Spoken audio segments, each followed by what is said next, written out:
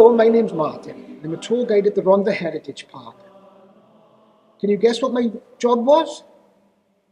Yeah, that's right, I was a coal miner. And I worked at this colliery when it was the Lewis Merthyr Colliery. It was open for over 100 years. Now, coal mines produced coal.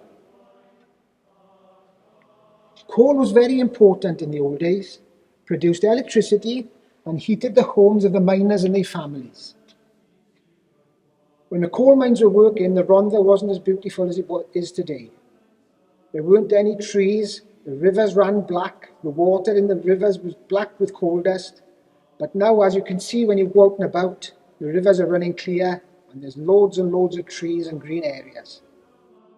So years ago, before electricity, the miners working underground would work 10 to 12 hour shifts with just the flame of a safety lamp. I've got some items to show you now. Everyday use with the miners. We've gone through the lamp, and that then, with the invention of electricity, came to use battery-powered cap lamps. And they would illuminate your workplace, and wherever you turned your head, would light up the area. You'd also carry a full jack of water. You'd need your water because it was very dusty and thirsty work.